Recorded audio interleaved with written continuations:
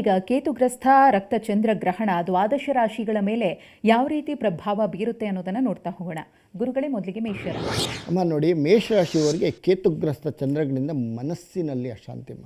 ಅವ್ರಿಗೆ ಏನು ಮಾಡಿದ್ರೂ ತಲೆ ಕೆಟ್ಟೋಗ್ತಾ ಇರುತ್ತೆ, ವ್ಯವಹಾರ ಎಲ್ಲ ಸ್ಟ್ರಕ್ ಆಗ್ತಾ ಇರುತ್ತೆ, ಏನು ಮಾಡಿದ್ರೂ ಮಾನಸಿಕ ರೋದನೆ, ಅಭಿವೃದ್ಧಿ ಇಲ್ಲ. ಆಮೇಲೆ 7.5 ಬೇರೆ ಶುರುವಾಗ್ತಾ ಇದೆ. ಮೀನ, ಮೇಷ, ವೃಷಭ, ನೀಚಕ್ಕೆ ಬರ್ತಾನೆ ಸ್ವಾಮಿ. ತುಂಬ ಕಷ್ಟಗಳು ಮೇಷರಾಶಿಯವರಿಗೆ. ಕೆಲಸದಲ್ಲಿ ವಿಳಂಬ, ಕುಟುಂಬದಲ್ಲಿ ಅಸಮಾಧಾನ, ಹಣಕಾಸಿನಲ್ಲಂತೂ ತುಂಬ ಕಷ್ಟ ಇದೆ ಮೇಷರಾಶಿಯವರಿಗೆ. ವ್ಯವಹಾರದಲ್ಲಿ ಎಚ್ಚರಿಕೆ, ಅನಗತ್ಯವಾಗಿ ಜಗಳಗಳು ತಂದ್ಕೊಂಡ್ಬಿಡ್ತಾರೆ ಪಾಪ. ಏನು ಮಾಡಿದ್ರೂ ಸಹ ಅವ್ರಿಗೆ ಯಶಸ್ಸೇ ಸಿಕ್ಕೋದಿಲ್ಲ. ಇನ್ನು 7.5 ವರ್ಷಗಳ ಕಾಲ ಸ್ವಲ್ಪ ಅವರು ಹುಷಾರಾಗಿರಬೇಕಾಗತ್ತೆ. ಆಮೇಲೆ ಎಚ್ಚರಿಕೆ ಆಗತ್ತೆ, ಆರೋಗ್ಯದ ಕಡೆ ಗಮನ ಕೊಡಬೇಕಾಗತ್ತೆ. ಅವ್ರಿಗೆ ಆರೋಗ್ಯ ಅಂದರೆ ಬೆನ್ನು ಮೂಳೆ ನೋವು ಬರ್ತಕ್ಕಂಥದ್ದು, ಮಂಡಿ ನೋವು ಬರ್ತಕ್ಕಂಥದ್ದು, ತಲೆನೋವು ಬರ್ತಕ್ಕಂಥದ್ದು, ಶುಗರ್ ಜಾಸ್ತಿ ಆಗ್ತಕ್ಕಂಥದ್ದು, ಆಮೇಲೆ ಈ ಪೈಲ್ಸು ಆಗ್ತಕ್ಕಂಥದ್ದು, ಹೀಟ್ ಪದಾರ್ಥ ತಿನ್ನಬಾರ್ದು. ಏಕೆಂದರೆ ರಕ್ತಕ್ಕೆ ಅಧಿಪತಿ ಕುಜ, ಅವನೇ ಮಂತ್ರಿ ಆಗಿರೋದ್ರಿಂದ ಅನಾರೋಗ್ಯಗಳನ್ನ ತಂದು ಕೊಟ್ಬಿಡ್ತಾನೆ ಅವನು.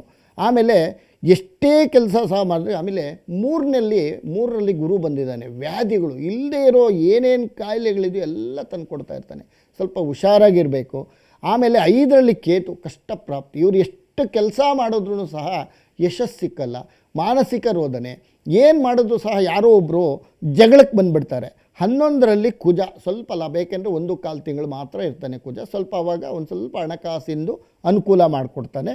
ಆಮೇಲೆ 11ರಲ್ಲಿ ಬುಧ, ಸಂತೋಷ. 11ರಲ್ಲಿ ರಾಹು, ದುಡ್ಡು, ಹಣಕಾಸಿನ ವ್ಯಯ ಎಲ್ಲ ಸಂಪಾದನೆ ಮಾಡಿಕೊಡ್ತಾನೆ. 12ರಲ್ಲಿ ರವಿ, ಧನ ವ್ಯಯ ಮಾಡಿಬಿಡ್ತಾನೆ. ಏಕೆಂದರೆ ಯಾರಿಗೂ ಕೊಟ್ಬಿಡ್ತಾರೆ ದುಡ್ಡು, ಎಲ್ಲ ವೇಸ್ಟ್ ಮಾಡ್ಕೊಂಡ್ಬಿಡ್ತಾರೆ.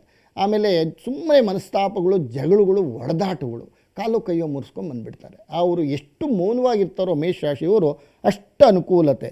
ಆಮೇಲೆ ಏನೇ ಮಾಡೋದು ಸಹ ಇವರಿಗೆ ಯಶಸ್ಸು ಕಷ್ಟ ಇದೆ. ಇವರು ಇಂಪಾರ್ಟೆಂಟು. ಎಷ್ಟು ಹುಷಾರಾಗಿರ್ತಾರೋ, ಮೌನವಾಗಿದ್ದಷ್ಟು ಇವರಿಗೆ ಅಷ್ಟು ಅನುಕೂಲ ಆಗುತ್ತಮ್ಮ. ಮೇಷರಾಶಿಯವ್ರಿಗಂತೂ ತುಂಬ ಹುಷಾರಾಗಿರಬೇಕು, ಅನುಕೂಲ ಆಗುತ್ತೆ.